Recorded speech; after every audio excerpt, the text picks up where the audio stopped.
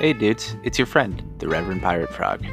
Come join me in the circle with my OG homie, Cots Growery, the plant magician himself, Mack Gardens, and of course, the better half of Frapple, Johnny Apple. Don't forget to pass to your left and have some fucking fun. Alrighty, give me a sec. How do we start these fucking things? We don't. I don't think we do. We just fucking start talking. That's good enough for me. That counts as it's starting. Last time we said something like, we're back and welcome to the circle. And here we are. Well, everybody just said their name and we rode with it. Yeah, we had that one episode that Cots. We're leaving this in, Johnny. We're not going professional. It's the circle. We had that one episode where Cots. I'm leading it anyway. This is my episode. Make it. My name's Mack. Yeah, that's Mack. That's a confident lead. I'm a very confident leader with no plan. I would be terrible as a boss. No. Somebody get G3 on the line. Yeah, exactly. What's going on? Anywho, welcome to the circle. I'm joined by Cots. Hello. Mack. What up, what up? Johnny. Yo. And our very special guest joining us for the first time on the circle, but second time guest and friend of the podcast, our buddy Jay Merch. Happy to be here. There we go. Look, see how professional I can pretend to be? You're going to have to teach me that, Dougie. No way. It took too much effort. So this isn't the well-prepared lead circle that Cots did. Probably the only one that was well-prepared. So this is Reverend style. We wanted Cots back because not Cots back. We wanted Merch back because he's a cool dude. So welcome to the circle. Guys. Glad to be here. I have prepared nothing. I didn't either because I thought we was doing this shit next weekend, son. Exactly. So good luck, baby. I brought myself, so there's that. Hey, that's all we need. But we could just talk and shit, so it's all good. Yeah, not much preparing. We've talked every other night this week. We might as well sit and record it. I know we've missed a lot of good content. I want to know about the tangy. I want to continue on the tangy because I haven't tried that. Yeah. Well, why don't I start with a little story and we'll see where that takes us. Let's do it. That sounds nice. good. Yeah. All right. So all my tangies were down. I had those 4 F1s I was growing. They were chopped right around the same time as the F2 I was growing. They've been hanging in the basement in really cool temps with a higher humidity. And so I decided to start trimming them up today. It's probably been 21, 22 days at least, all of that. And as I'm trimming, the F1s were really small plants, so the top bud, the top cola was just massive. Each one of the 4 F1s had some bud rot inside them or some sort of mold that got in there because they didn't breathe. I didn't have any fan inside that tent, so I lost the tops of all my tangy F1s because I had poor circulation. You are one average motherfucker. You think, dude? That sucks, man. But luckily, all the F2 seems to be okay. So we're finishing trimming that up now. And Cots said he was going to do, because it's colder out tonight, he was talking about doing some sifting. So I was like, oh, man, I'd like to do that too. I went inside. There's no parchment paper.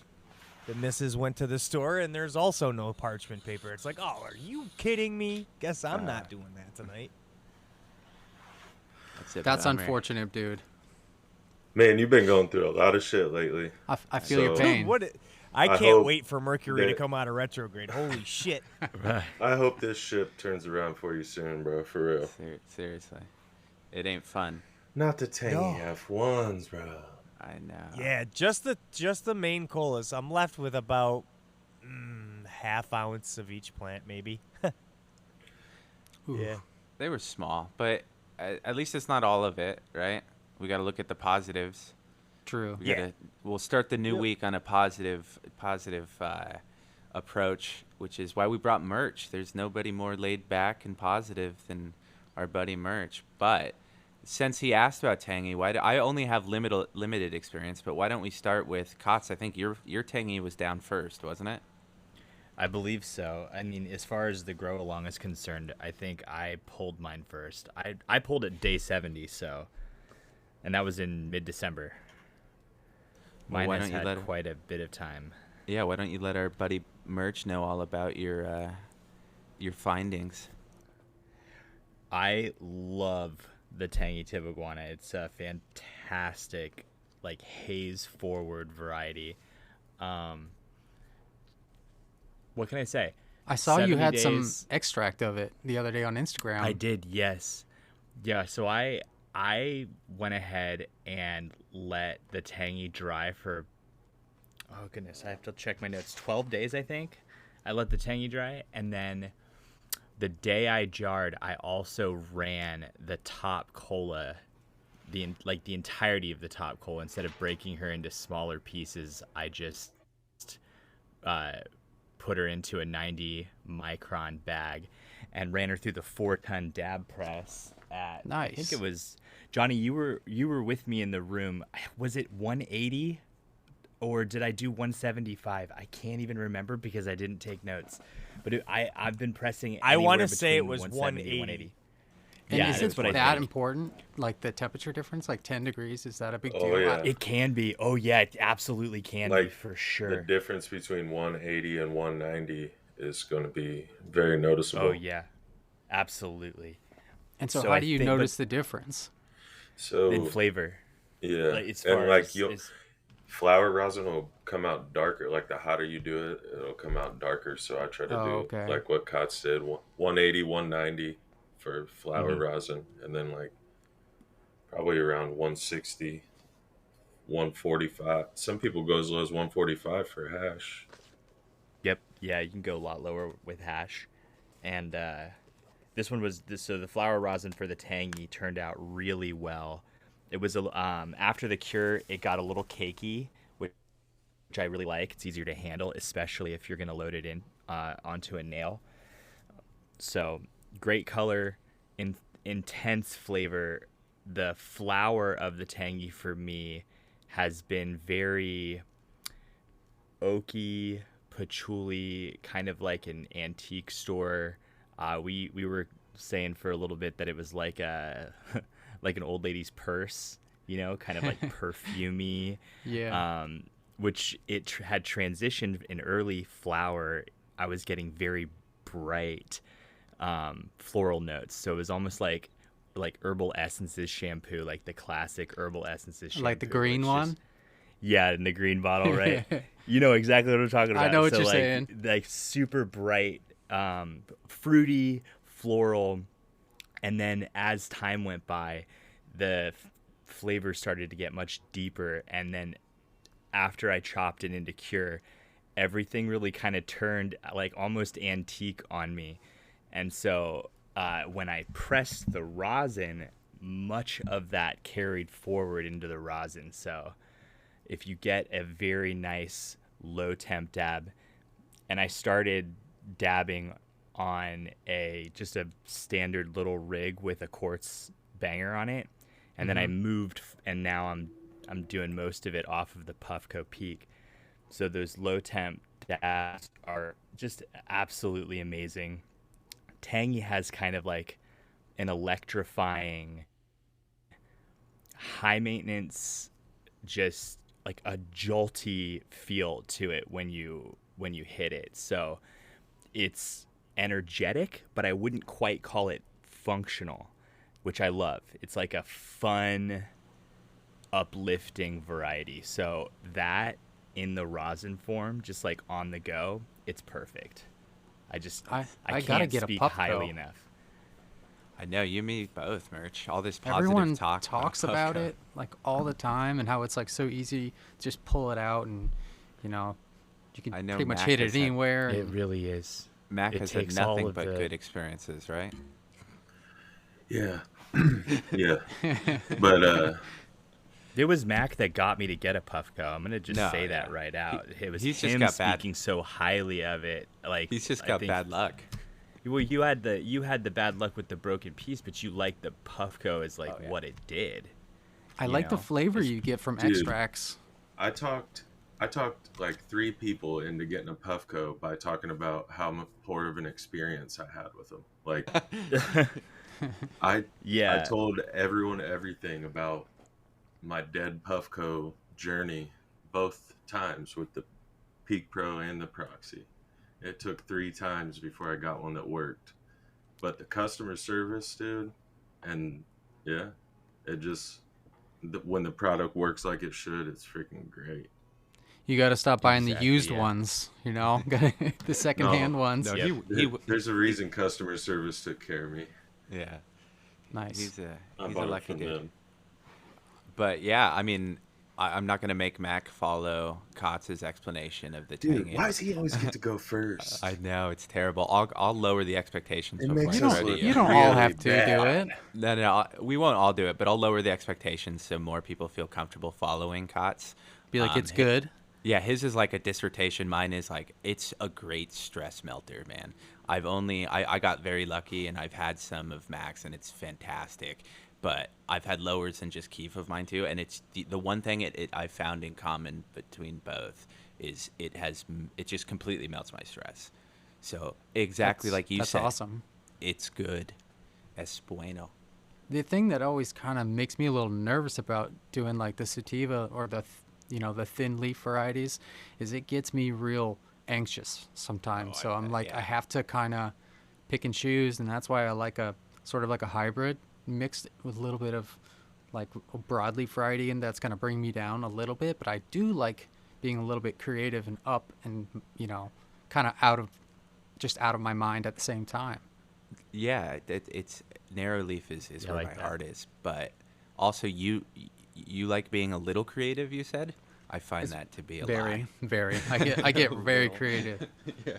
Dude, I have a similar experience though. I normally don't like haze is different, and tangy is true to her lineage, and she really brings like the haze feeling. Like, it's upbeat and energetic, but it's also like sit here and chill and just have a conversation, or sit here and chill and draw, or play video games. And it's like it intensifies focus a little bit. And I'm generally the type of person that gets super anxious, like heart will be racing, get like severe paranoia and shit from thin leaf stuff. But this is just different.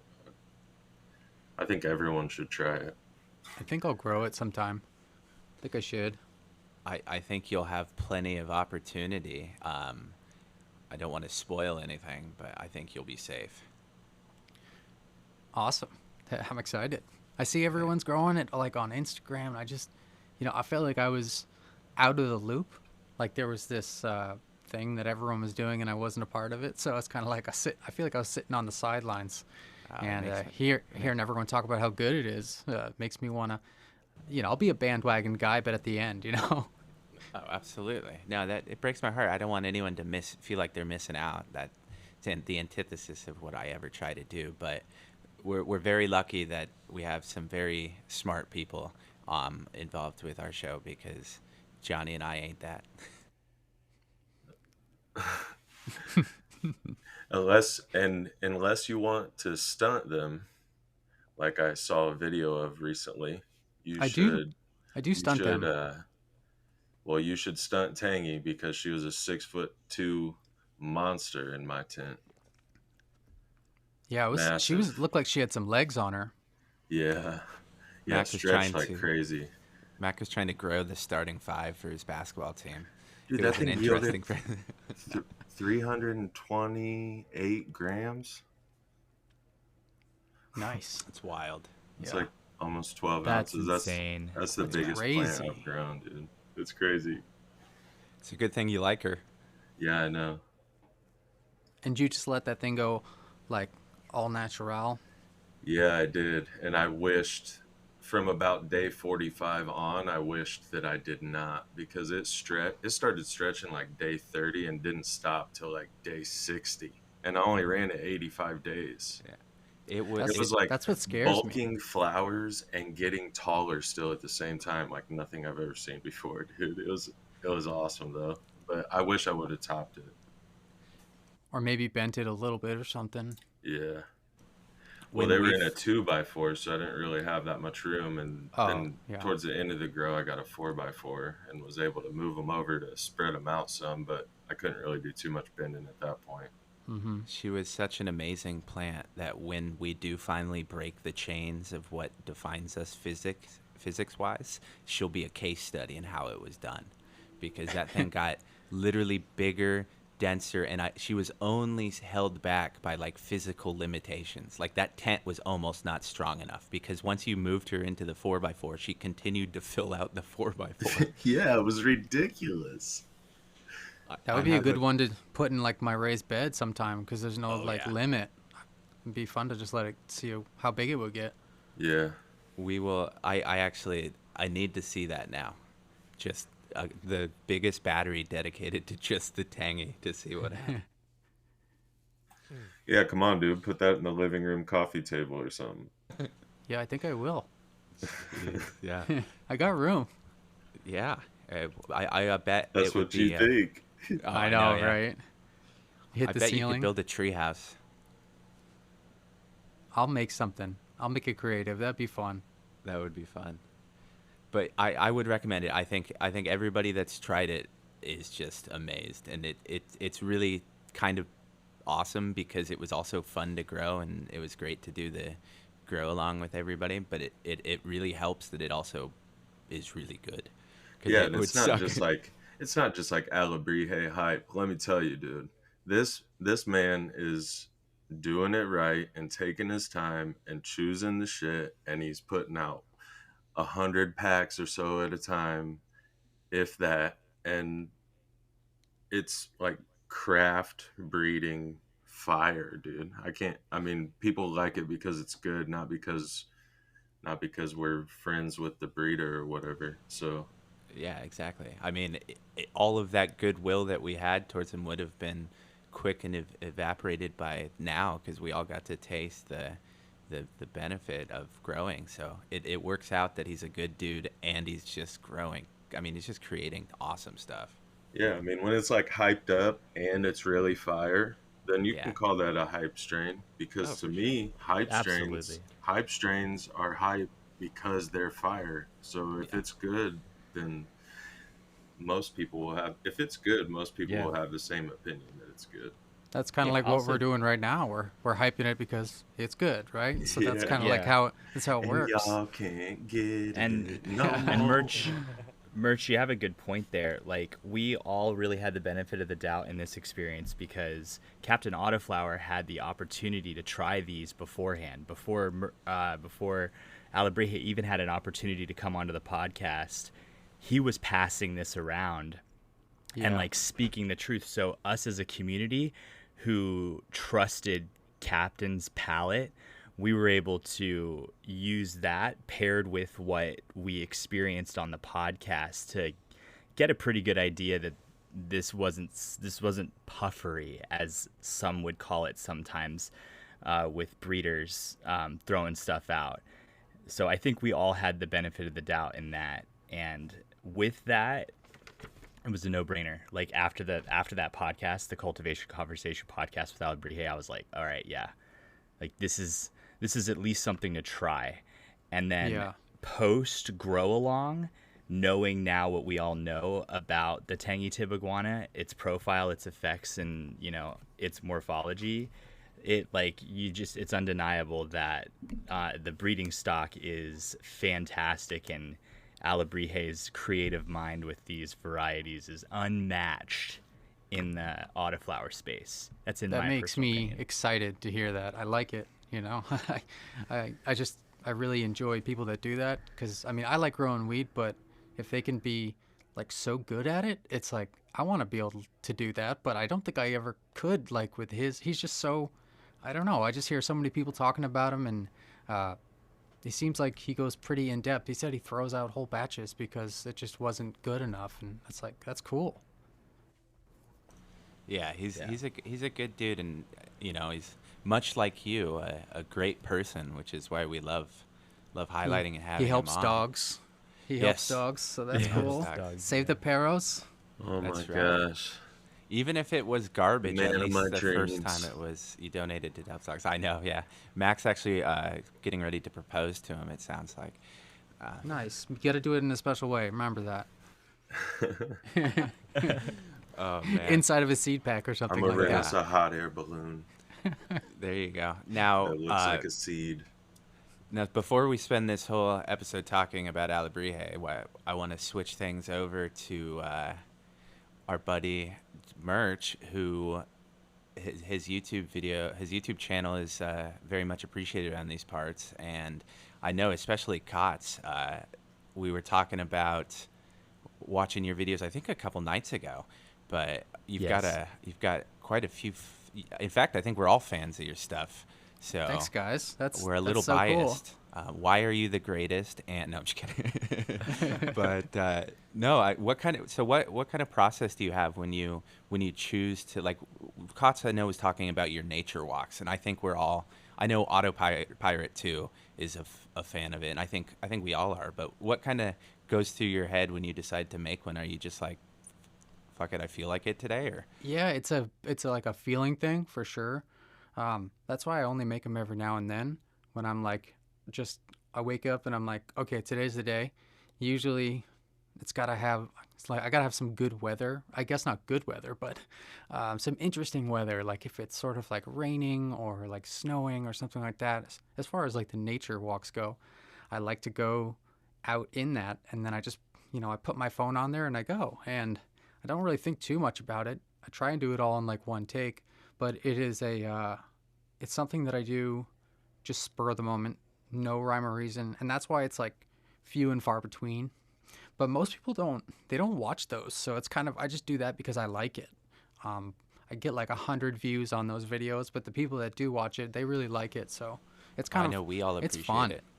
And I like to smoke and put it on my big TV and relive that hike, because it was like, oh man, that was like one of the best hikes I've done in a year or two, just because everything worked out right. And I think that applies to both, stuff like that, but also there's a lot of videos that are spur of the moment that are sometimes my favorite, and you can't really write that out. I think it just kind of happens. You got to let it happen. It's not very good advice. That's what makes your videos so good, because it's just, you're not making them for everybody else. You're making them just because you want to.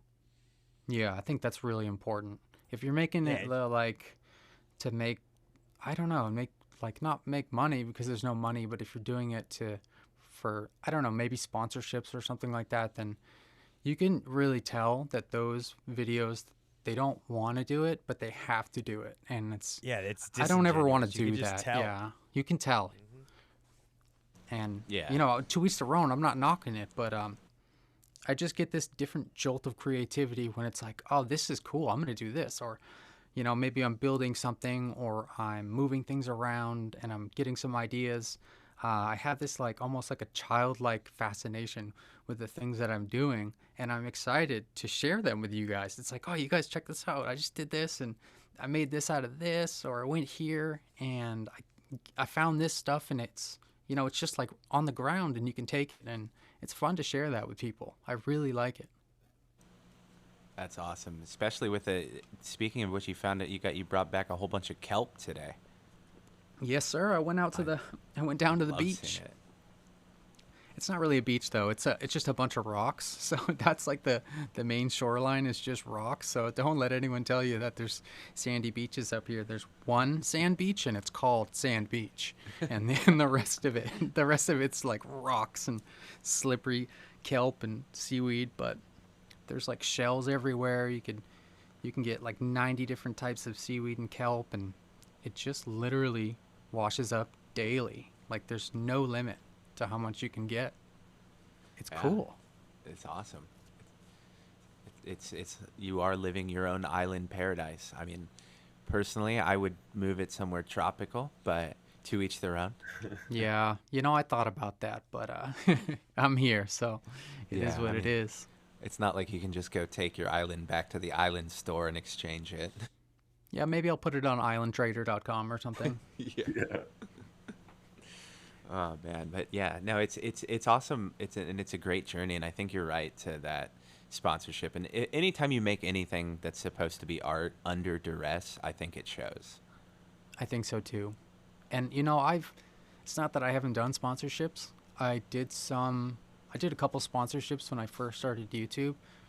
Just some people like reached out to me. It was like, I don't know why people do this, but like the first person that will offer you something, you just take it because you're like, oh, I don't know if this is going to come along again. And I just see everyone else doing this. So this is what I guess you're supposed to do.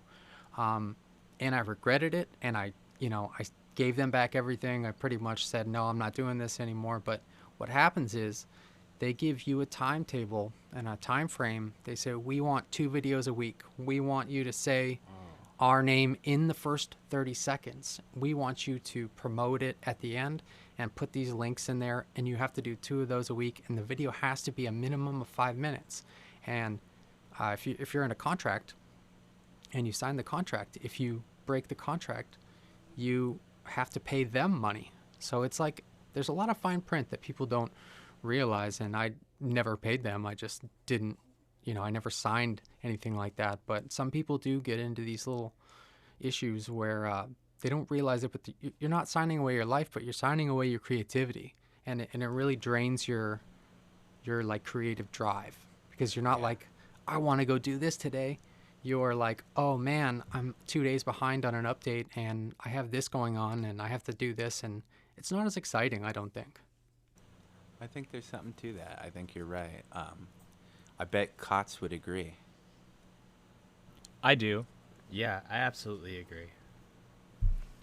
I think when it comes to talking about monetizing content, and like my personal opinions on it, the where I lean is that I think that like any creator deserves to be able to put food on the table for themselves and to be able to make content and make a living on that content.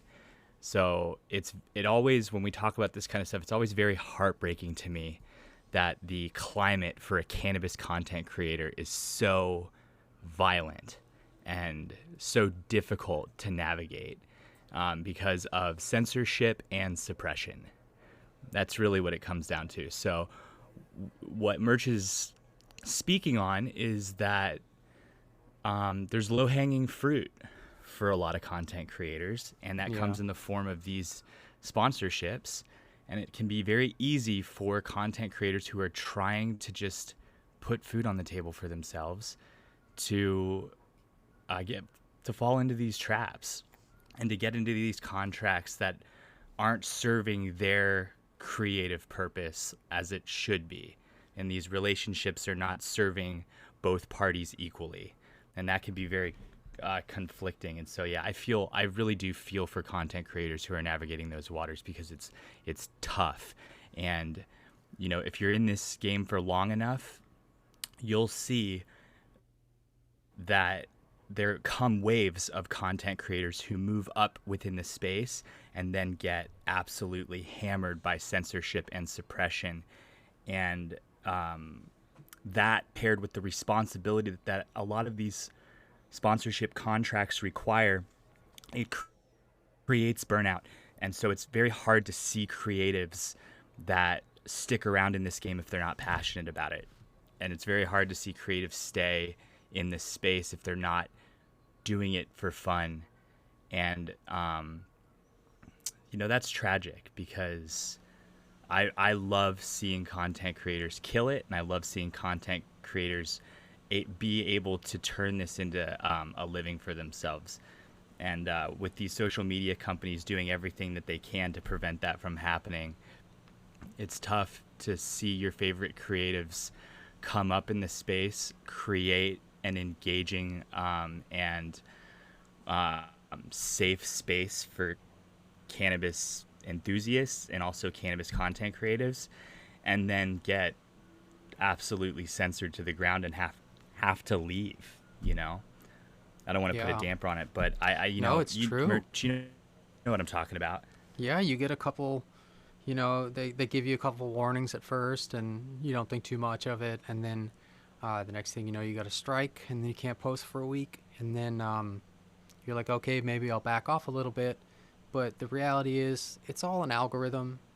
There's really not a lot of people involved, and it's kind of random. It really does, like you said, it depends on how many views you're getting and how many subscribers you have. And as you move up that ladder, you kind of have a bigger target on your back, and you get hit with a second strike, you can't post for 2 weeks, and then they're like, one more and we're going to delete your channel. So you start asking yourself, do I really need to post right now, because I'm going to be risking all my video catalog is going to be deleted. So when you have to worry about your whole video catalog that's already on there, because a lot of times it'll be something that's like over a year old that they decide to give you a strike for. And then, exactly.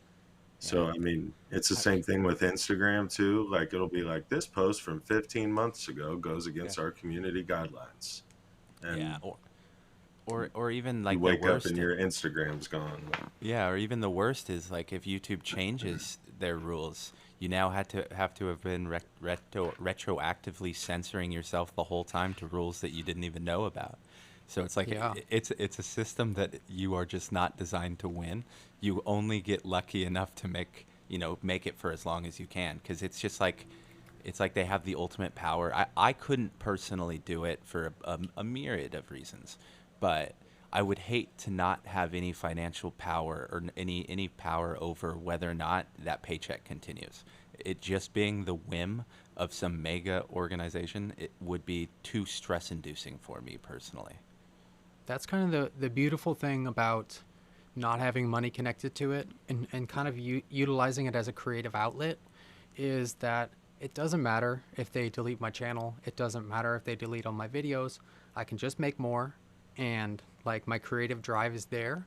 So as long as you have that and you're not like dreading making content, like if you're, for example, a sponsorship or something like that and you feel obliged to do it, as long as you still have that drive, and it doesn't matter if they delete you, but it's unfortunate because there are a lot of creators. I know there's lots of small creators, 100 subscribers, 50 subscribers, and that might be the end. They might not come back from that because they're like, why do that? Yeah, exactly. It's a shame too, because there's such great creative people, and a lot of really good, talented people with a lot of really good ideas get dissuaded early and never come back from it, like you said. And unfortunately, then you get people that stick around, like idiots like Johnny and I, and it's just unfair. But on a lighter, perfect timing. That was perfect timing. On a lighter note, I think the king just showed up. I was gonna say, yeah. What's up, Johnny? Glad you could join us. All rise. Could you imagine if that's how he started announcing himself every time he came in? He has somebody following him around that before he enters a room, like snaps to and blows a horn, and everyone's like, "What is?" Yeah, that was here. Way to change the energy like super fast, Johnny. I loved it. No, I loved it, man. That's what the circle's all about. Let's go lighthearted. This is the problem when I decided to lead. I was listening to. All I wanted to say was, this is why I surround myself with smart people. Because listening to Cots and Merch Talk make me smarter by just. Hey, I have a topic we can all sound smart about. Oh, nice. I doubt that. What's going?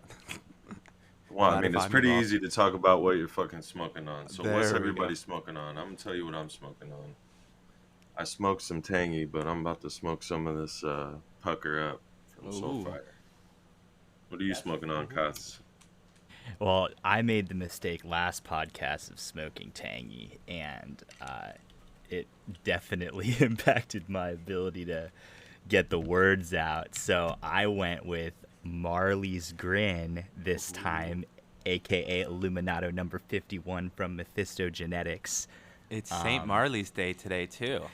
Yes, it is. Nice. And I smoked it in honor of St. Marley's Day, the 112th day we shall all remember. Yeah, hopefully I don't have too many plants that ever make it to Marley's Day. I'd like for that to be a holy day, very rarely achieved, but Marley's Grin is down I wanted to say before the podcast, but I took a nap like a active member of society. And so after this podcast, Marley's is down for the count, day 112. And I can't wait to start trying her and finally get back to the plans that I've been waiting weeks to get to. But in honor of the Marleys, I am actually about to partake in a little pucker up as well. So I can't be more excited. Hell yeah. Taste test. I know. Johnny. What about Johnny? Yeah. Oh, I made the mistake of smoking tangy F2 for the first time. Oh, this is your first time with F2? Yeah, I think. No, I sampled like way early, and it was a lower. Yeah, this was the top, Doug. Are you smiling? This one hurt. He sounds like he's smiling. I was gonna say he sounds like he's got a smile on his face. Yeah, real smiling. He sounds like he Merchant doesn't know eyes. where he's The words, at. I as know. Cott put it so eloquently, the words just can't come out. They're there, It's a great but they stress just reliever, can't find too. the way out. I find myself. But also, talking my like fucking this. heart is my heart is also racing right now. So there's that too. So All right, but merch. pretty cool. I don't want to skip over the fact that Johnny just said he was having a heart attack, but I'm not that uncaring. I'm All not right, like, so- oh, your heart, whatever. Anywho, We'll get merch. to you in a it's minute, stopping? bud. Yeah, we'll call the ambulance in about an hour. Hold, please. Yeah, exactly. Yeah, Do you get have your life insurance. alert? You gotta press the button, man. Press the button. But I wanted to say that I think the last 2 times Merch has been on a podcast, he hasn't been asked and hasn't partaken. So, Merch. It was my fault. I didn't bring it up. I had some weed there, but I just never got around to it. I smoked a little bit on the first one, but it was like just a puff. This time I'm actually busting out some fresh herb from the Skywalker crossed with Form Stomper from Mephisto. This has been curing up for about a month and a half. I'm just popping it open now, and man, I just ground up a nug, and it's so good. Put this together. Hell Floral. yeah, man. It smells like floral. It smells like some kind of a cleaner, a cleaning compound, like a Febreze. Poison. Yeah, it smells like poison. It's pretty good. Febreze I usually the can't cleaner. wait to smoke that stuff that smells like poison. Dude, it's so loud. So good. Oh, I Yeah. know it's. Give me all the chemicals. I want acetone. It actually hurts your nose hairs. Dude, Yes. Pine Sol. shout out offensive terps everywhere, right? Shout them out. No doubt. I liked. I think Baby some of. poop. Yeah, baby. I think some of Cots's most recent terp definitions were what Windex, the lemon pledge. Like that was straight just listing grocery cart items out. Well, check this out. I'm about to load in the Star Crunch Cross to Dog Walker freebie from the Tangy Tib Iguana drop from Alabrije.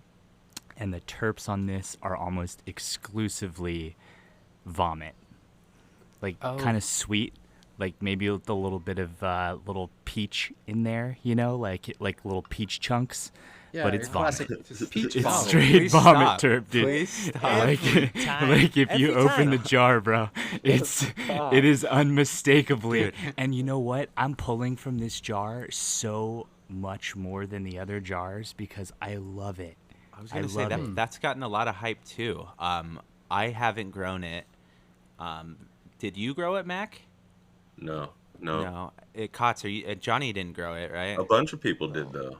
No, we Yeah, had I- some people though in the group grow it. That were saying that it's like one of their favorites. Like I think Yeah, it was Captain like- Jay said it was one of his favorites Captain ever. didn't he? Jay, yeah, Bukowski, he said it was one of his favorites. He speaks very highly of it. Alabrije You know- was so impressed with what he saw and heard from everybody that I'm pretty sure I saw him say he was going to try to continue on with that. Yeah. However, at the moment, he has like a 20-foot Egyptian landrace in his tent, so I'm telling him Yeah. never to do anything other than that. That's sick. I think the terpene is it's pucamine. That's the terpene. Yeah, well, it's not exclusively vomit because it does have some anise and menthol in it too. So it does it's like you're brushing your teeth afterwards. It's an entire experience, dude. I will say, I love those complex varieties. I will say that when you were describing vomit, I was out until you went into detail about the chunks of peach in the vomit. Yeah, you got me right back. Peaches, yeah. Oh, yeah. Give me the peach. But it is an interesting thing because I for one just will never be like, oh, vomit, I'm in, even no matter what, We just named that. Yeah. Peach pucamine. Peach pucamine. Yeah. Peach pucamine. I throw like a haze on the end or like an OG peach pucamine or something like that. Yeah, it's a broadleafer. Yeah. You put the OG on it. Yeah, so a lot of people liked it though. I'm excited that a freebie was getting so much love. You can't beat that. Oh, freebie. Nice. That's a win-win. Yeah, it was a freebie. Don't you love that? When you get something you really like and it wasn't even what you tried to get? Yeah. Yeah, I do. I got that mystery growing right now, and I can't pinpoint the terps yet. It's getting floral, but it's bitter, fruity. I don't know, man. It's something, but I lost the one light. It was getting a heck of a lot more light than it is right now. I lost one of those cheap lights on the thing, but damn, that thing is smelling pretty fucking loud. No matter what it is, they're loud. I just can't pinpoint them yet. Is it changing like day to day? Yeah, it's not day to day, but it's starting to fade. Like early on, it was really floral, and now it's starting to get like some bitter funk to it. It's interesting. I like that the end of flower, like the last few weeks where it really develops its characteristics. That's like unique, and I think that's my one of my. I mean, I say everything's my favorite, but I like the individual characteristics of the plants because they all kind of smell really sweet in the beginning, like you said, floral and tropical sometimes or whatever, but you can't really put your finger on it. And then when they really start to show their true colors, that is cool. I love that. Oh, for sure. The only downside is to growing like different strains in the same tent is when they're both really loud and they just overwhelm you. So you'll be like, what does it smell like? You're like, everything. It hits you right in the face. Yeah. You're just like, I just smell just overall good.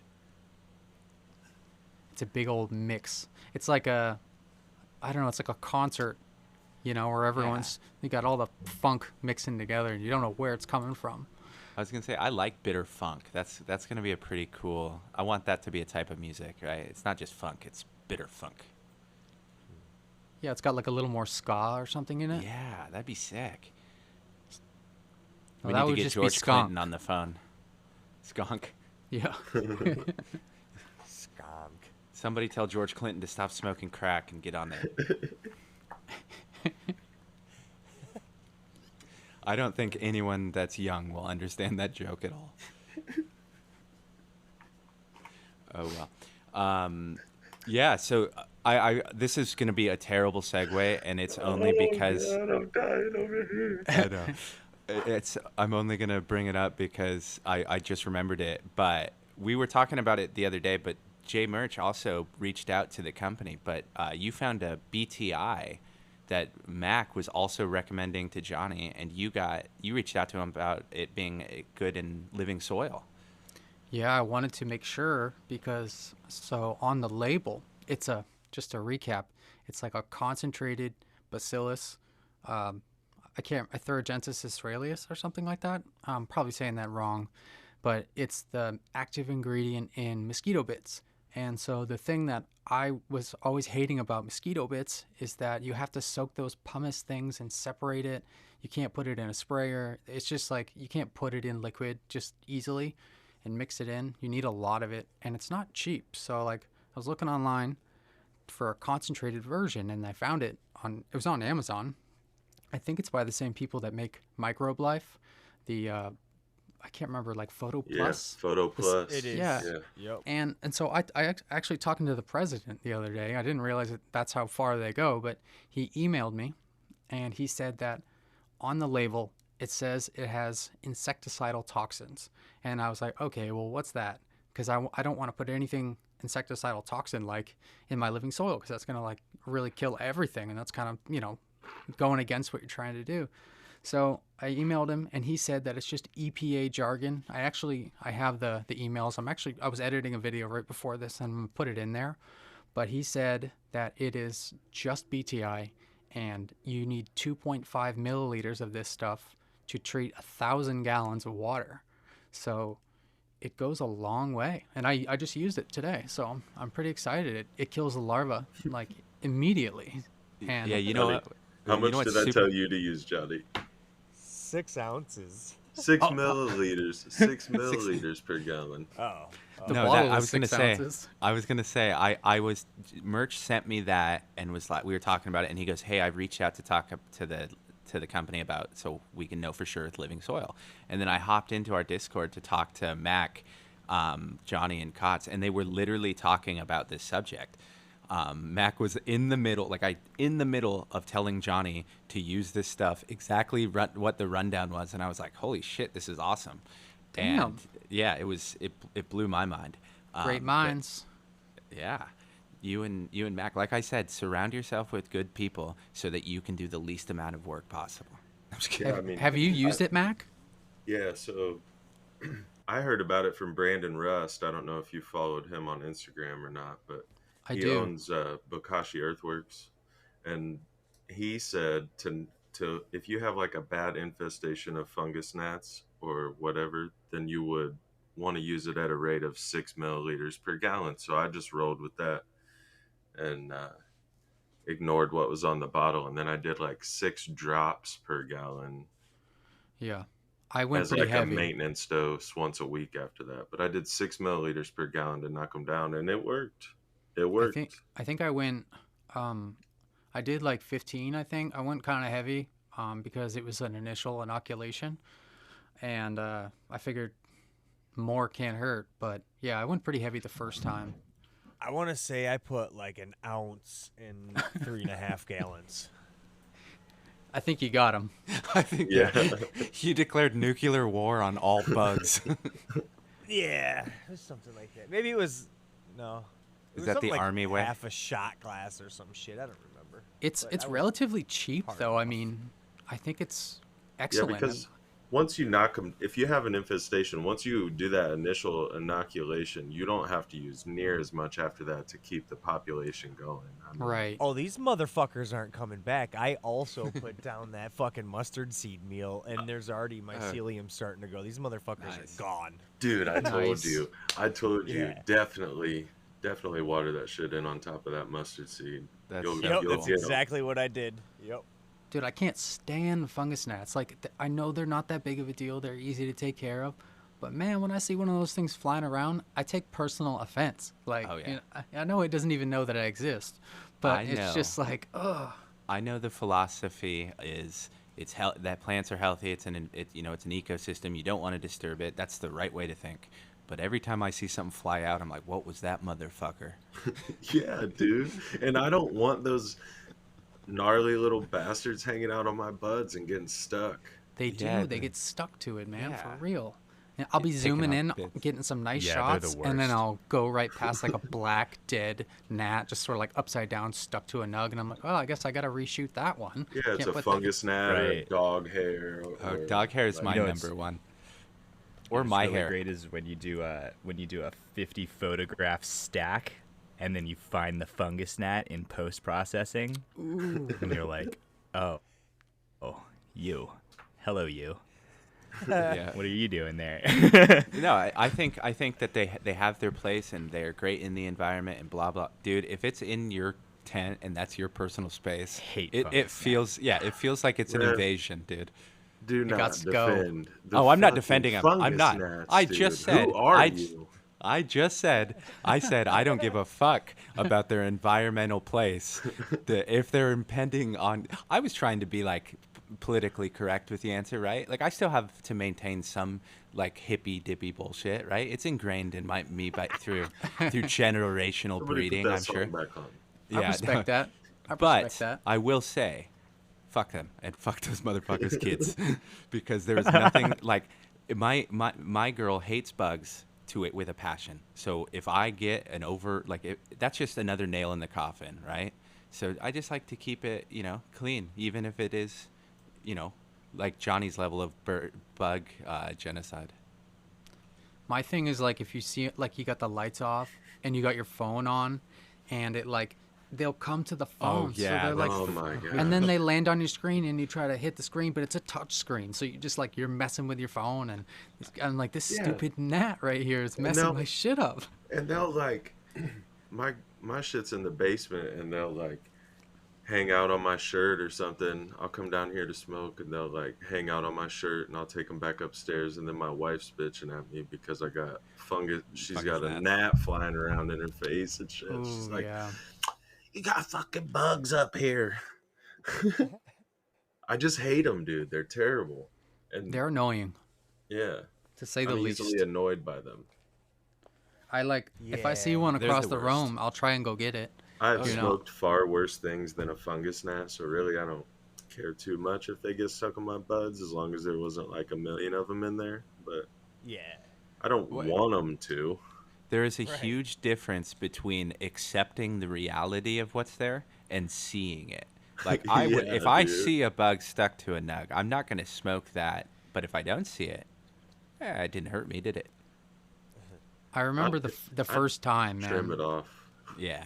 Exactly. They're like in the first time I saw them. Sorry to cut you off, but they're in the soil. Always. Like I was looking in the top of the soil, my organic soil, before I used to really like do a lot of treatment or anything. I was sort of new at this, and it was an indoor grow. And I looked down, and I just see nothing but these white caterpillars. Yeah. And I'm like, wow, what is that? That's crazy. And I did a little research, and I have this gigantic infestation of fungus gnats, and they just weren't gnats yet. But when they're all hatching at the same time like that, it's absolutely disgusting, dude. They're like coming out the ground. They're morphing. They're like changing into different things, and it's just they're all different colors, and it's not good. It's not good, man. I don't want that in my stuff anymore. Oh no. I see no reason to like ignore them and just be like, oh, it's not that big of an issue. Because if it's an issue, it's an issue. And the traps are not the way. The traps are just to identify. I know a lot of people that are like, put some traps down, and you'll catch them all. And it's like one fungus gnat lays 60 eggs. How many fungus gnats do you see? Times that by 60. All the ones you didn't see. How many eggs are those kids gonna lay when they wake up? You know what I mean? It just compounds. So you really gotta do something. But the traps are for identification. You know, just to see if the numbers have gone up since you last. Like right now, I'll put some traps out to sort of just monitor it. That's the word I was looking for, to monitor. How many are in the square? And if it's going up, you gotta still work on it. Oh yeah. I mean, they're bad enough that I know that So Sky High, a buddy of ours, is growing in cocoa and with salts just to avoid the issue. I mean, I'm sure there's other reasons that he's doing it too, but I know that played a role. So it's a serious issue for people. Oh yeah, so my man was getting cussed out, boy. She said, get rid of them fucking bugs. It's over with. It's either the bugs or me. Yeah. Yeah. The bugs are me. The bugs are me. I'll pack your stuff. You and your flying fucking friends can get out of here. Yeah. You're no good, lazy. Oh, that's funny. But yeah, I'm glad. I know that derailed our conversation, but if I didn't remember to say it, I wouldn't have fucking remembered. We could segue off that, though, because he had a question that he wanted us to bring up on the circle tonight. So it's about curing. He just wanted to get everybody's opinion on, like, he said he's 2 days into cure, and they're at 57% and come down when he opens the jars to burp. He was wondering if he should be putting anything in there to help hydrate it or stop burping. He wants to know what we would do personally or what the best advice is. I think he's just trying to make sure that everything's cool. If it was me personally, I would probably stop burping and just start smoking on it. It wouldn't last that long. If it's at 57, like, because in my vape, if it's at 57 and I've got, what, like, let's say I had 6 or 7 ounces of it, I just start smoking on the shit. Yeah, I mean, I basically told him the same thing. Like, after the first 24 hours, like, burp it to get anything that off-gassed out. And then just, if it's already in range, just leave it alone. You don't have to continue burping it to help it cure or anything. No, like I try and do a minimum of 2-week cure, right, as a bare minimum. But I also set myself up by leaving 2 jars of whatever I had last time so that I kind of get that window, because I know the reality. If I'm out of weed and I just harvested fresh weed, I ain't waiting a day. Yeah, you're gonna go for it. Me either. Yeah, me either. So I think the real answer is there are ways that if he wanted to, that he could bring his humidity up a little bit, right? Yeah. But what's the point? He's not doing it for himself, right? It's all head stash. He ain't gonna tell on himself. No, and he's about to be chiefing. But yeah, that's what I'd say. I'd say just start chiefing it, man. One of the things about jars that new growers often overlook is that you want to fill those things like 3/4 of the way full. That way you still leave a little bit of air space in there. And many times you never want to pack it down all the way to the top. Yeah. You want them you don't want to push anything down either to get it to fit. You just want it to you don't want to get a hammer, or not a hammer, but like a pestle and start chipping it down. But how many jar pictures have you seen where that shit's filled all the way up? Oh, a lot. Yeah. I did it. I've done it. I'm guilty. Yeah, everybody does, and then you're like, oh shit, this is really bad. I like to be able to jiggle the butt around in there too, to kind of move it around, break it apart. I lay it on the side so that way there's more surface area, to the buds. Because if you lay it on like how it's supposed to be and you set it down, the stuff on the bottom's not going to really get a lot. So I like to lay it on its side, and 3/4 full, you can get a good air layer across the whole thing. Yeah.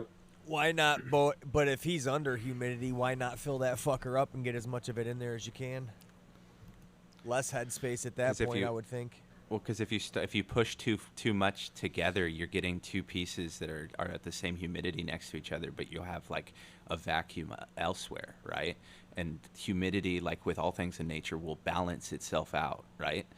You won't have one extreme to the other without it wanting to balance. So it's just bad practice to put a bunch of stuff together and trying to impede that balance. No. I'm not suggesting stuff it in there, but fill it up maybe a little bit more than you would. At this point, you're right. At this point, it doesn't matter, because he's right. At this point, he should just start smoking on it, because I don't see any point in him trying to fix it up and try his best. No, right? It was a 40 grammer, I think. So just smoke that shit. Yeah, it's not exactly. Just smoke it. You're gonna smoke it before that 2-month cures up. Exactly. Like I said. 57%'s not too dry. That's perfect joint weed. That's really not that bad. Yeah. If that's your dry and you think you messed up, you're doing great. I wouldn't stress. I would just be like, hell yeah, If anything, he made his cure faster. On the topic of stress, I was gonna say, always got to be forgiving to the new growers for overthinking the first jar, because at the when it comes down to it, we're all gonna smoke this shit before it even matters anyway. I think the main takeaway was, number one, never add shit to your jars. Like the orange peels, the leaves, whatever, don't do that shit. Don't add anything to your jars. You don't want to add anytime you add something like that, you're introducing the opportunity for microbial cross-contamination. You don't want to put any of that stuff in your jars, because you don't want anything that was on any of that product to be in your jars. And there are way better ways to manage the humidity when you're talking about curing, especially long term. But what Mack and I were getting at in the chat was, it really just comes down to what you want to use the product for, at the end of the day. I like wetter herb for vape. I like medium to dry for the bongs and for the bowls, and I like it on the drier side for joints, Yeah. So I mean, I think it sounds like he has about 40 grams of good shit, like Max said. Roll it up into joints and start chiefing it, dude. Celebrate early. I had one more tip on that, especially when you're talking about cure jars or cure bags, depending on how you want to do it, and how you get nervous about opening that over time, is have a larger jar that you're using for cure, and then pinch smaller amounts into a smaller container that you can go to more often. Then you can keep opening and closing that as many times as you want until it's gone, and then you can go into your larger cure jar less. You allow it more time for it to properly integrate in there. Yep. That's great. That's a great idea. Yeah, I think he did such an amazing job. So Sky High killed it. Great job. He calls me sensei. Job, dude. He calls me sensei, and I love it. Yeah, it's amazing. Bow to your sensei. I definitely have put weed in a jar that was not ready when I was starting out. Like 2 days, and then like put it in a jar. It was like wet. Tote method. Yeah. Yep, the tote. I was gonna say the tote method that Mack is. I absolutely love advocate. Oh yeah, it's the greatest. Do you want to explain what you do, Mack? Yeah, I'm curious. So I get those like 27-gallon plastic totes or whatever, with the black ones with the yellow lid. And then when the dry is done, or when I think the plants are ready, I'll pull them and I'll just chop the branches off the main stem so they'll fit, and seal it up with, I just hook up my, it's like a temperature and humidity controller, but I don't plug anything into it. So I just put the probe in the tote and then monitor, and I'll just burp the whole tote until I get it where I want it, which is usually 62%. And then once it gets to that, you can buck the buds. And I use Grove bags, but throw it in the bags or the jars, and just watch it from there. And you don't really have to burp once you go into the jars, so it's like way less of a chore because you can just go in and pop the lid off the tote. And then if you were to pull too early and your shit was at like 70% or 68%, you could just take that tote with the lid off and stick it back in the dry tent with the parameters that set to what they're supposed to be, and leave it in there for a couple more days, and then pull it back out, throw the lid back on, and see where your humidity's at after 24 hours. That's sick. I like that idea, man. I think it's great too because it works for the beginner in helping them control the temperature. It gives them a lot more, leeway. If they pull too early, they don't have to worry. So they only have to worry about pulling too late, really, and they don't even have to worry about that. But shout out Captain Autoflower. He's the one that taught me the ways. It's also super nice for if you are more experienced, because you can be super lazy and just put your shit in totes and wait till you decide to actually get your gear or get your ass into gear. Ain't that right, Mack? Yeah, man. I let my shit sit in the tote for like 10 days. I mean, Mango Mirror's still in the tote, and it's been like 2 weeks. So, but it's still holding at 60%, and I've been getting a little bit done at a time, and I got Tangy all done, and yeah, man. Now I'm about to pull these neurotoxin down and put them in the tote here in a couple of days. Oh yeah. Start all over again. The never do it again. Cycle.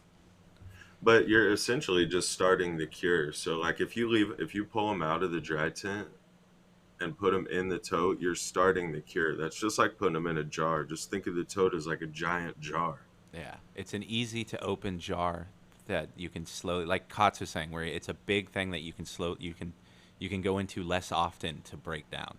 Yeah. So you don't have to burp every jar from the beginning. So you can have time to trim too, because a lot of times you just don't have time to trim during the day.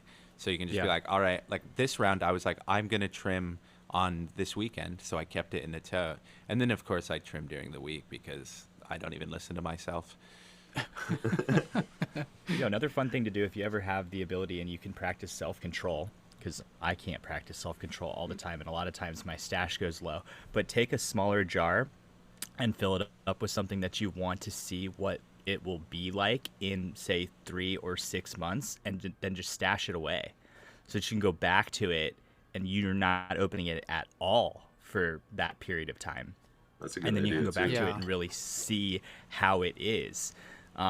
Now, that obviously is going to be contingent on your ability to keep your stash at the right level for you to, part ways with a jar.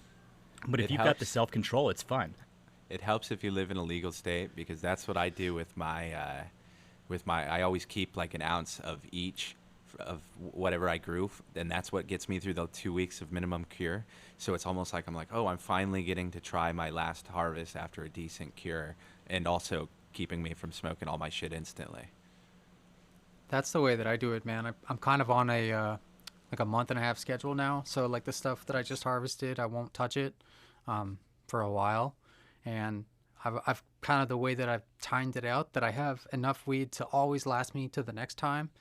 And I'm finding that if I stick this stuff down in the basement where it's like 50 degrees, the terpenes are just like incredible. It is really, really stepping the game up. I've never kept things at a temperature like that during cure, and it is the best tasting, the best smelling weed that I've had in a while. Yeah, I'm jealous.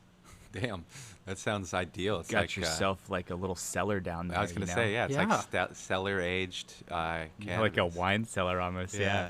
It really it's like is. 65 in my basement. You pop the top on that thing, and it's like just this like breath of fresh air of just.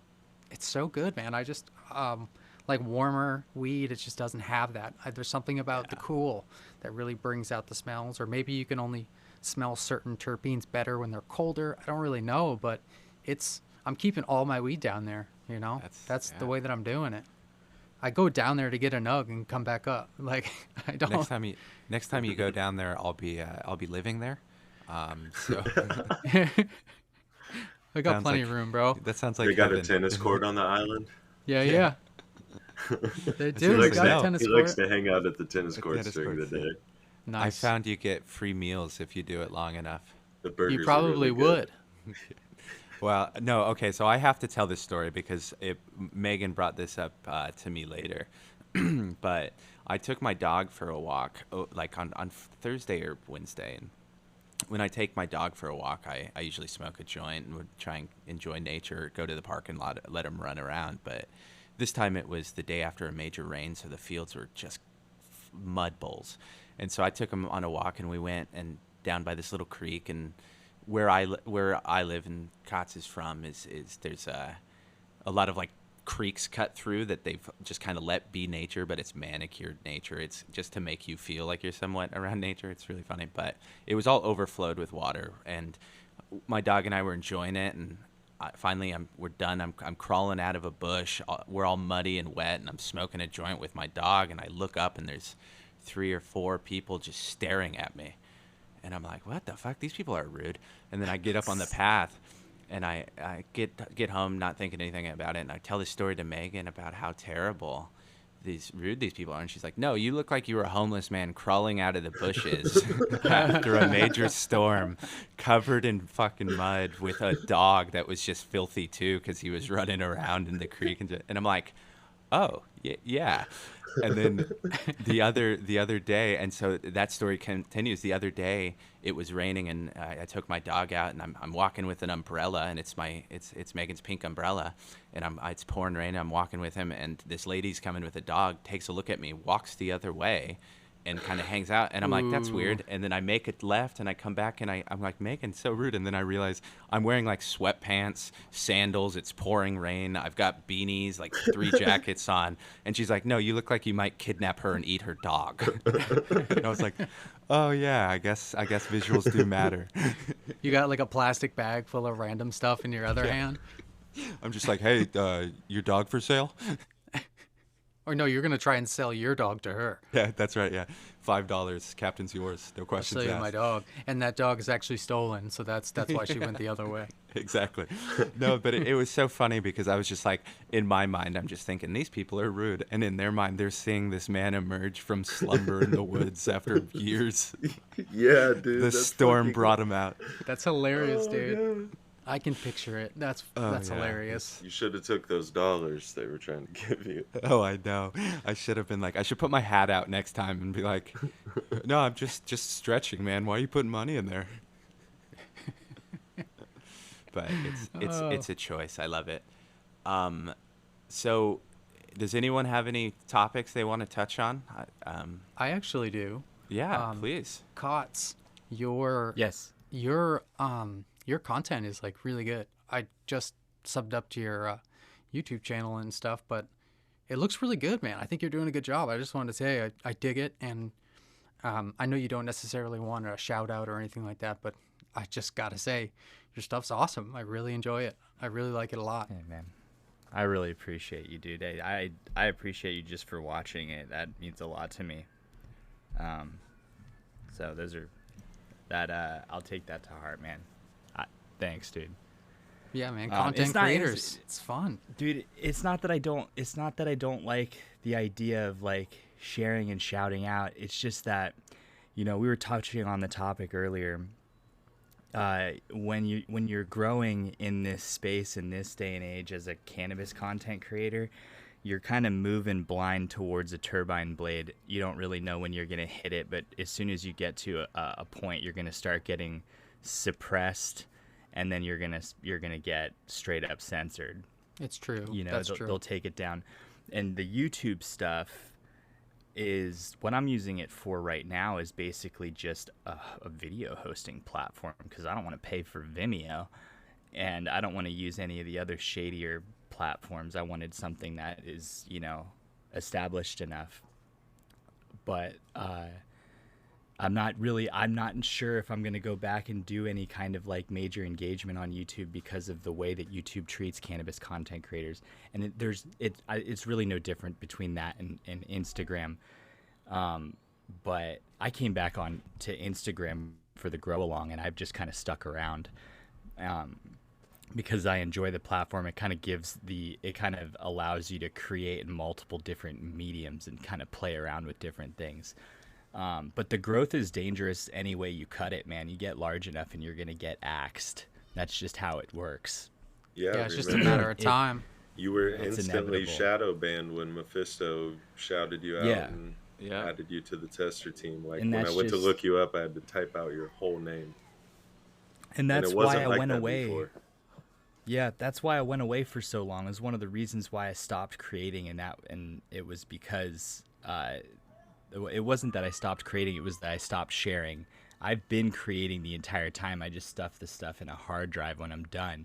And I'm speaking to the exact point that you were talking to earlier, Merch, and that's when you create for the sake of creating, because the act of creating is what you enjoy, and in many cases what you need, then you'll create regardless of whether or not the social media platforms are going to allow you to host the content.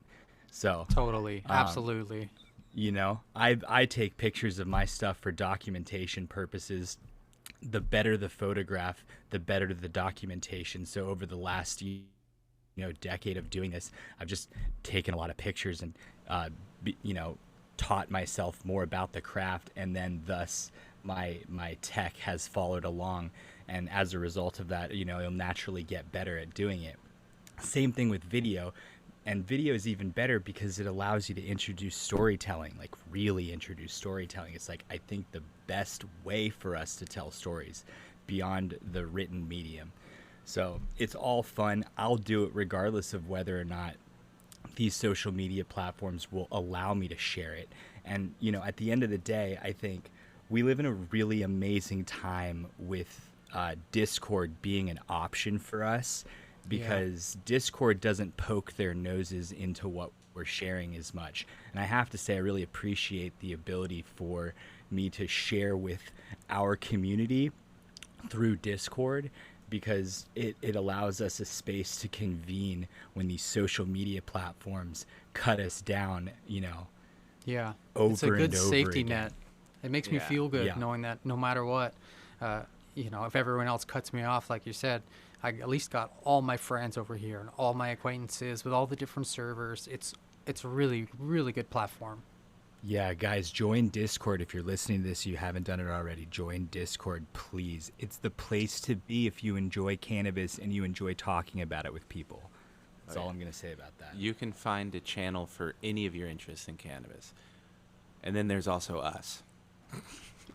And I like how you never really log out. You can jump to and from all these different topics, and it's all in one spot. It kind of feels like we're all in the same building, but we're just in different rooms. Yeah. It's nice to be able to get expertise from different people in their in what they're talking about. Like, I can get these questions about cocoa or salts or like what people do, and I'd be like, well, I have no idea, but I know Mack, so let me just tag him, and then he can jump in. Yeah, that's cool. But yeah, it's terrific for engagement. Yeah, it's great for getting questions answered. But yeah, it's awesome. Sorry to interrupt. No, you. Who you interrupted me? Because. No, I did want. Merch had a point. I didn't want to cut him off from finishing. No, you didn't cut me off. I was kind of like trying to figure out what I was going to say. So I was more interrupting you than anything. But I just wanted to Mack say. Anyway, so I was confused. I was like, oh my god, I'm way too high for this. If I don't know what he's talking about.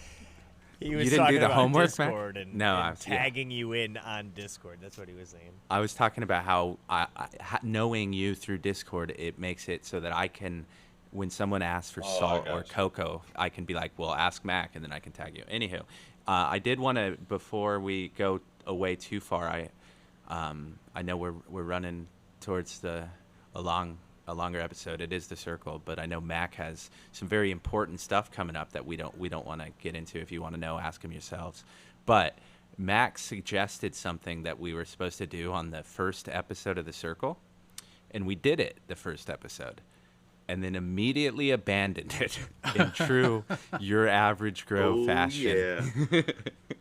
So I'm gonna turn it the shit list. So I'm gonna turn it over to Mack because his idea was so genius and we were so for it, and then it went away so quick. Well, we bringing it back, baby, and this is the shit list with a bunch of average motherfuckers. Amen. And this is just where we pick one person that we've been watching or admiring, or somebody that did something interesting, or just if we just like you and we enjoy the conversations that we have. But I'm gonna shout out So Grown. That's hell yeah. That's my dude. He's doing fellow Earthbox. Yeah, man, he's got some good stuff going on, and he got those cool zipper covers for the Earthbox, and he's got Stilton Special from Mephisto going, and Piney Parada, and Grape Crinkle. So he's got some good stuff coming up, so everybody should check him out. Hell yeah. Nice. Mack, do you want to pick the next person, or do you want me to? Because I'm Johnny. Johnny. Go ahead, Johnny. I'm supposed to pick somebody too? Yeah, son. That was the rules. I told you. You were involved in that conversation. That's why I picked you. What's even worse is we're gonna do it to merch from someone from his own audience too. So he should have all this time to prepare. Wink. I wink. got it. I already got it. Oh, don't make us look that bad. Seriously, fuck you. Is there anything against shouting out somebody in the circle? Because I've been hard. Yes, there is. Cots. Yes. Come on, man. That's absolutely. That is so easy and cheap. You son of a bitch. Pick someone else. Yeah. I thought it was good though. It was good. Yeah. No, I shout out Howlings, even though we've had a conversation with him, because I've been watching his mango, and he acts like it looks like a turd, but it's been great the entire time. And his juicy. Is a turd. Yeah. He's a terrible human being, but he is killing his juicy and his mango and every other plant he has. And those stickers. Figuring out how to use his camera. He's taking some pretty cool trichome shots. Yeah, he's gotten, and he made those dope grow long stickers. He won already, even though there's no categories. He just won with the shit he put in his tent. Oh yeah, his decorations merch. You got to check it out after we get off. Go check it out. I need to.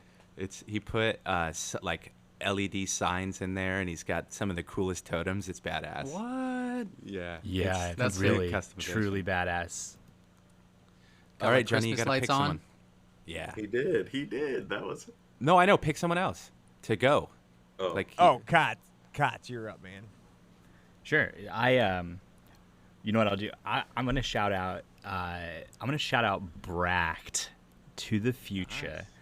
Good. Yeah, that's not good one. for growing this one, but my shout out's gonna be congratulations on your first flower rosin run with the bomb. Looked great. Really commend the fact that you did it while on a tea break. That was fucking dope. Looks great.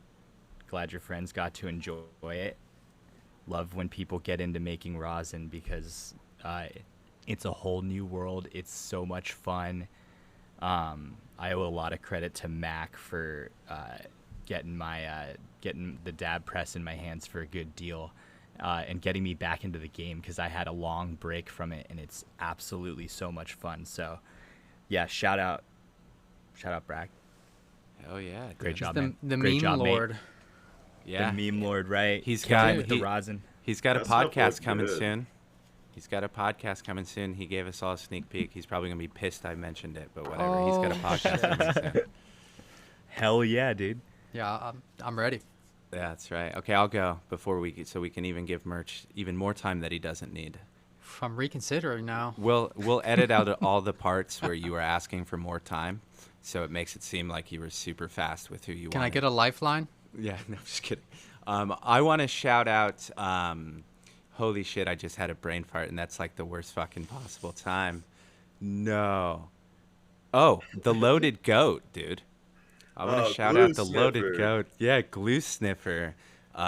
He came in like a fucking wrecking ball, made us all laugh, and he's growing some beautiful plants, man. Thank you, Captain Jehu, for fucking reproducing, I guess, and bringing more of you crazy bastards in. Seriously, that's his first grow, dude. And his he's plants killing it. look fucking amazing. Like He's a great dude and I gotta very check personable. it out. Yeah, I'm writing this down. I don't want to say too much kind things about him because he is also like Howling, terrible people. No, I'm just kidding. They're very witty. So anytime they can throw in bust balls, we appreciate it. Now, after the hour and a half break we've given you, Merch, have you figured out who you want to shout out? You know, I don't know. I might have to take a little bit of time, guys. But It's okay. no, it's I don't know if you guys have ever seen the Grow Under the Stairs on YouTube. Oh yeah. He's like an old. It used to be called Big Daddy Buds, and he is just like the most energetic. He used to be like a comedian, so he's this nonstop explosive energy. He grows absolutely fire, just nonstop. He's got it like dialed in, and he takes the buds out. He looks at them close up, and he just has this really nice setup. And he's got like some sketches that he does sketching. Isn't that when you're sketching behind when you're on the back of a on like a bus, a car? Yeah. Come to the circle where we invent words the entire episode. He literally grows this fire ass weed in like a little like closet storage area under his staircase. That's awesome. Yeah, he's so good, man. That's awesome. It's just so streamlined, and he's been doing it for like so long that he just doesn't lose, just win after win after win. So I got to give him a shout out. I heard him on a podcast once. That's where I found him. I heard he was on somebody's podcast one time. Yeah, he sent me that link. It was I'm not sure exactly the name of them, but they were like our new podcast at the time. Yeah, right on. Yeah, it was cool though. That's how I found him. That's His so stuff's cool. pretty neat. But Yeah, he's just everybody go energetic. check him out. He's really the Grow Under the Stairs on YouTube. Yeah. I definitely recommend. Before we go to closing thoughts or everything, I want to say, don't feel bad if we missed you. We literally keep a shit list, and we will get to you. Mack will not let us forget anymore. He has threatened all of our lives, and he has taken our pets. We will not let it happen. Well, we always need something to talk about to make it go just a little bit longer. So it's a good idea, bro. We need to talk about everybody. I like it. That's a perk of being in the Discord. We get to watch what everybody's doing in their grow, and it's kind of like we're all a part of it, you know? We're all growing together. Yeah, the NSA has nothing on our list, bro. If you do something good in the Discord, we got it. And these grow-alongs are fire because you can learn so much from everybody else, man. Like, absolutely. There's people doing it similar to you. There's people doing it way different. It's just people who did it like Johnny. Hey, you got stuff to smoke. Job. You got it. You got shit to smoke. Yeah. Oh, I think that's the perfect place to throw it to plugs. Merch, why don't you hit us with how to find you, and if you got anything coming that you want people to check out, and where to check you out. Sure. Thanks, guys. First off, I want to say thanks for having me on. This was fun. I really enjoyed doing this type of stuff, just kind of spitballing, smoking a little bit of herb, just chilling out. So I just want to say thank you. But I am primarily over on YouTube at Merch Grows for the moment, until YouTube decides they don't like me anymore. And I'm on Instagram at jmerchj, and we got a Discord that is called The Grow Spot, and I always link the Discord in my YouTube videos. So yeah, that's where you can find me. If you're on our Discord, you can go into the Caniverse Discords and find his. Hop over there. They're nice people, much nicer than us. Oh, yeah. I don't know. You guys are pretty good though. We try, man. We try. It's all Mack and Cots. Like I keep saying, surround yourself with good people, man.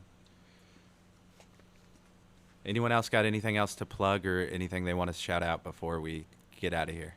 Yeah, I want people to jump in our Discord. So we're going to put a link to the Discord in the video description or the episode description or something. Oh, shit, yeah. And the video, because the first episode of the Circle is now on our YouTube. I made us a Your Average Grow YouTube, and I'm moving shit over there right now. I think I've got the first 6 episodes, which includes the only one you should actually listen to, and that's The Circle, because you really don't want to listen to the first one where we talk about ourselves. But so God, more stuff will be able to... The audio is so horrible. Oh, it's so bad. It wasn't that bad. It was pretty bad. It was a little windy. Yeah, it was. We shouldn't have recorded it in the wind in the wind tunnel, but it was an interesting experiment. But I just want to say, go back and try to fix those episodes. No, fuck it, leave it, dude. That's who we are. We're average. We have to get low quality and then good quality to make it worthwhile. Yeah, right. I was the first subscriber. That was me, bros. I was number 1 subscriber. I got it. His first comment was, "You suck. Stay away from my shit." But I'll take it. Anyone else? Cots? Any last thoughts? Anything to plug? Well, I did want to thank you, Merch, for coming on tonight. It's really, really, really happy to finally be able to chat it up with you, man. I've been watching you since the CBD Pharma days, man. Oh man. Back when you were in the cabin, dude, just doing like garden walks. And I gotta say, dude, timelines, it's kind of murky because you've been taken down a couple times and you've come back and then been taken down, So I know that it was sometime during the start of quarantine that I really started getting into your stuff. And there's just something about being able to hang out with you for 30 or 45 minutes through a garden walk when, my entire life is isolation. And, it continued to be like that for like a year and a half. It was a really therapeutic experience. So I just want to thank you, man. That content means a lot to me.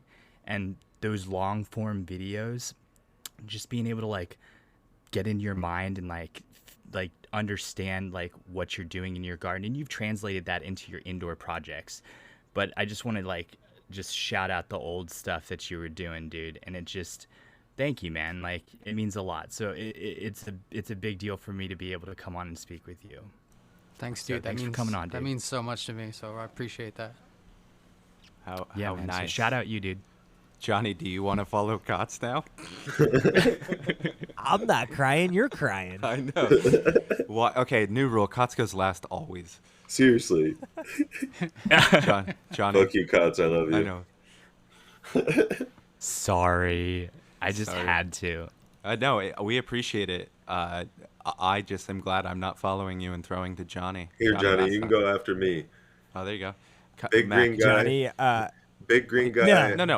Odinson's Grow Along. Going down. Crafted Cannabis Podcast Discord. Check them out. Go ahead, Johnny.